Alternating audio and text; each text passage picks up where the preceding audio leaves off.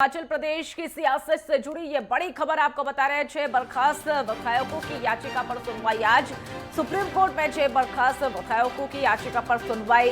राज्यसभा चुनाव में कांग्रेस के खिलाफ की थी क्रॉस वोटिंग, तो ये बड़ी जानकारी आपको बता रहे हैं। हिमाचल प्रदेश से की सियासत से जुड़ी ये बड़ी जानकारी, ये बड़ी और अहम जानकारी आपको बता रहे हैं। देखिए, 6 बर्खास्त विधायकों की याचिका पर आज सुनवाई होनी है और सुप्रीम कोर्ट में ये 6 बर्खास्त विधायकों की याचिका पर सुनवाई होनी है। राज्यसभा चुनाव में कांग्रेस के खिलाफ क्रॉस वोटिंग की गई थी, तो ये बड़ी जानकारी आपको बता रहे हैं। हिमाचल प्रदेश की सियासत से जुड़ी ये बड़ी जानकारी, 6 बर्खास्त विधायकों की याचिका पर आज सुनवाई होगी। सुप्रीम कोर्ट में ये सुनवाई होनी है। ये भी बता दें कि राज्यसभा चुनाव में कांग्रेस के खिलाफ क्रॉस वोटिंग की गई थी, तो ये बड़ी जानकारी हिमाचल प्रदेश की सियासत से जुड़ी आपको बता रहे हैं। 6 बर्खास्त विधायकों की याचिका पर यह सुनवाई आज होनी है। सुप्रीम कोर्ट में यह सुनवाई होगी। देखिए, राज्यसभा चुनाव में क्रॉस वोटिंग उनके द्वारा की गई थी और ये भी बताते चले कि अब 6 विधायकों के द्वारा आज उनके वहां पर सुप्रीम कोर्ट में सुनवाई होगी।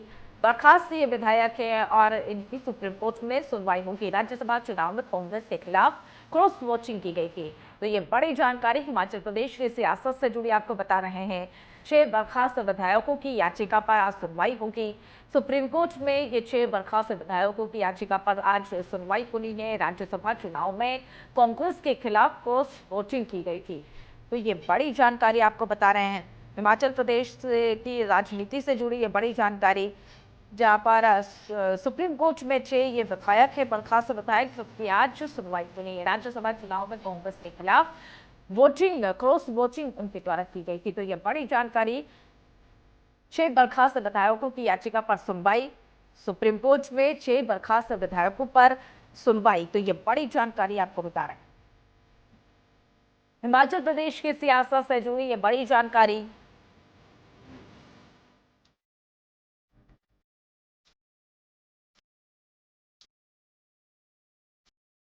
इस खबर पर और अधिक जानकारी के लिए हमारे साथ हमारी सहयोगी ईशा ठाकुर हमारे साथ लाइव जुड़ चुकी है। ईशा, जिस तरीके से हिमाचल प्रदेश की राजनीति में उथल पुथल देखने को मिली और आज उन 6 बर्खास्त विधायकों की सुनवाई आज होनी है सुप्रीम कोर्ट में।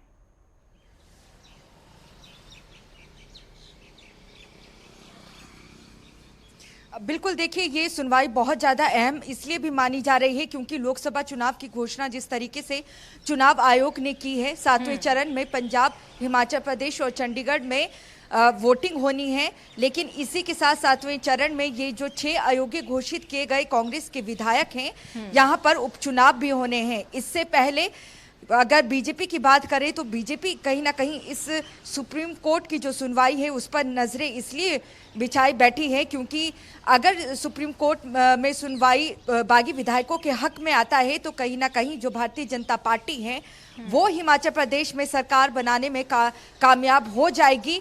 और ऐसे में क्योंकि मंडी लोकसभा सीट की हम बीते कल भी जिक्र कर रहे थे, वहां पर कंगना रणावत चुनाव लड़ना चाहती हैं और साथ ही साथ हिमाचल प्रदेश के पूर्व मुख्यमंत्री जयराम ठाकुर भी। वह उस सीट को इस वक्त होल्ड इसलिए किया गया है क्योंकि यहाँ पर बीजेपी को लगता है कि अगर सुप्रीम कोर्ट की जो सुनवाई है बागी विधायकों के हक में जाता है तो बीजेपी सरकार बनाने में कामयाब साबित होगी। हिमाचल प्रदेश में अगर नहीं जाता है तो उसके बाद जो मंडी सीट लोकसभा क्षेत्र है, जो उम्मीदवार की घोषणा वहां पर कर दी जाएगी। दूसरी तरफ अगर हम कांग्रेस की बात करें, वो भी नजरें इसलिए टिकाई बैठी है इस पूरे जो आज सुनवाई होनी है उस पर, क्योंकि जिस तरीके से कांग्रेस के 40 विधायक थे लेकिन 6 अयोग्य घोषित कर दिए, ऐसे में आंकड़ा 34 में आ गया है। और अगर अयोग्य घोषित किए गए जो विधायक है उनके पक्ष में जाता है तो कांग्रेस की सरकार बचनी मुश्किल हो जाएगी। और यही वजह है कि नजरें टिकाए बैठे हैं खुद मुख्यमंत्री सुखविंदर सिंह सुक्खू और कांग्रेस नेता राहुल गांधी भी। ऐसे में कुछ समय के लिए सुक्खू सरकार तो बच चुकी है, लेकिन आने वाले समय में क्या बची रहेगी सरकार, आज की सुनवाई में लगभग तय हो जाएगा। और माना जा रहा है कि 12 बजे के करीब कभी भी सुप्रीम कोर्ट में जो 6 अयोग्य घोषित किए गए कांग्रेस के विधायक हैं उनकी तरफ से जो याचिका दायर की गई है उस पर सुनवाई होनी है। जी ईशा, जिस तरीके से अब ये भी सुगबुगाहट तेज होती हुई नजर आ रही है कि कांग्रेस के खिलाफ अगर अगर बात करें ये बागी विधायकों का सपोर्ट नहीं जाता है, या फिर ये कहें कि अगर बीजेपी के पलड़े में भारी बहुमत अगर आता है तो कांग्रेस के लिए कितनी चुनौती लोकसभा चुनाव के लिए हो सकती है?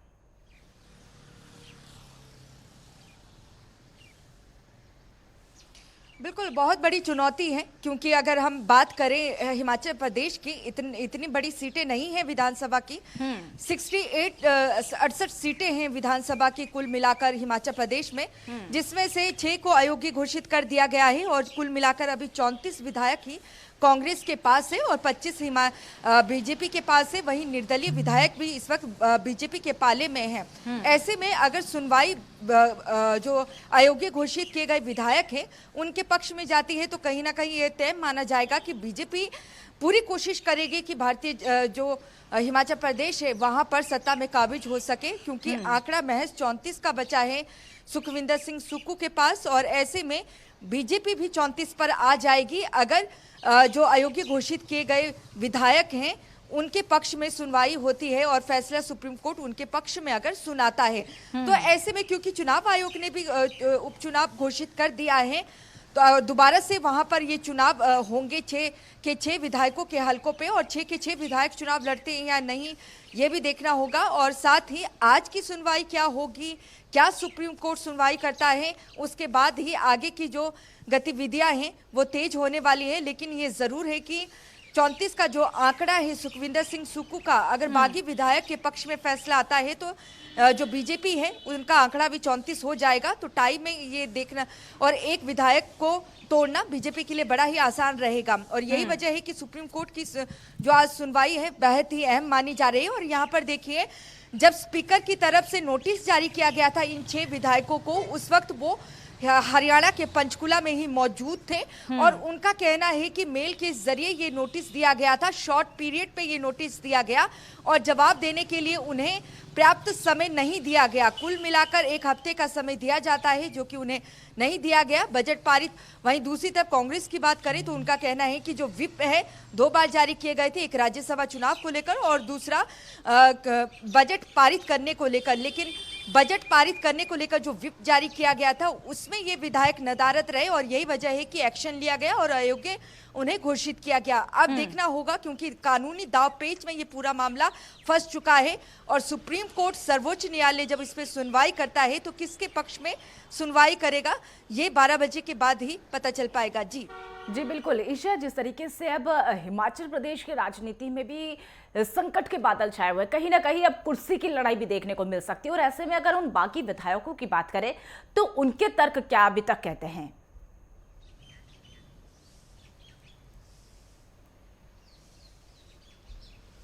बिल्कुल, उनका यही कहना है कि उन्हें पर्याप्त समय नहीं दिया गया और गलत तरीके से कांग्रेस की तरफ से उन्हें यहाँ पर स्पीकर कुलदीप पठानिया ने अयोग्य घोषित किया, क्योंकि अगर जो व्हिप भी जारी हुआ था अगर उसकी उल्लंघना भी हुई थी तो अगर नोटिस आप जारी करते हैं तो पर्याप्त समय आप दिया जाता है जिसके विरुद्ध ये व्हिप जारी किया गया है और उसके बाद जो याचिका है वो स्पीकर को भेजी जाती है और वहाँ पर संसदीय कार्य मंत्री हैं उनकी तरफ से जो ये 6 विधायक हैं बागी, उनके खिलाफ जो स्पीकर है उनके पास याचिका दायर की गई थी और उसके बाद उन्हें पर्याप्त समय नहीं दिया गया और ये उनका कहना है। हालांकि जब इन्हें अयोग्य भी घोषित किया गया था, कुलदीप पठानिया जो कि हिमाचल प्रदेश के स्पीकर हैं उनकी तरफ से उनका कहना था कि उनके पास विकल्प हैं, जो अयोग्य घोषित किए गए विधायक वो जा सकते हैं न्यायालय की ओर। और देखिए, हाईकोर्ट ने जाकर सीधे सुप्रीम कोर्ट पहुंचे हैं तो क्योंकि चुनाव भी हैं और यही वजह है कि सुप्रीम कोर्ट का दरवाजा खटखटाया है बागी विधायकों ने।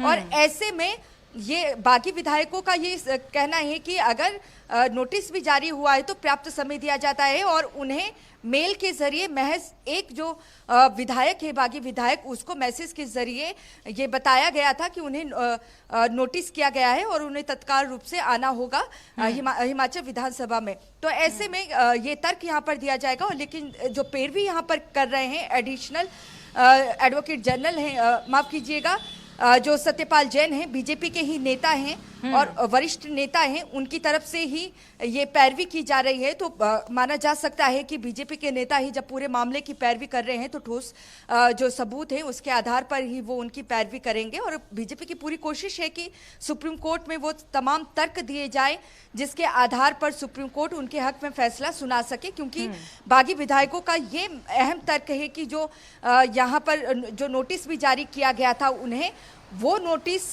मेल के जरिए जारी किया था और काफी दूरी पर सभी विधायक थे और एक को मैसेज के जरिए किया गया था। और विधायकों का कहना है कि वो मेल नहीं चेक करते हैं कई बार, तो ऐसे में उन्हें प्राप्त समय दिया जाना चाहिए था कम से कम 7 दिन का, ताकि वो अपना पुख्ता जवाब जो है स्पीकर के सामने दायर कर सके। तो ऐसे में सत्यपाल जैन की तरफ से भी ये पैरवी की गई थी 6 विधायकों की ओर से। अब जो है जो सुनवाई होनी है उस पे नजर टिकी रहेगी। जी बिल्कुल ईशा, जिस तरीके से हिमाचल प्रदेश के 6 बागी विधायकों के द्वारा दायर याचिका पर आज सुप्रीम कोर्ट में सुनवाई होगी, कहीं ना कहीं कांग्रेस की जो अंतरकला है वो सड़कों पर हमेशा आती हुई नजर आ रही है। अब देखने वाली बातों की आज क्या कुछ खास हिमाचल प्रदेश की राजनीति में होता है। फिलहाल आप हमारे साथ जुड़ी, तमाम जानकारी साझा की, उसके लिए बहुत बहुत धन्यवाद।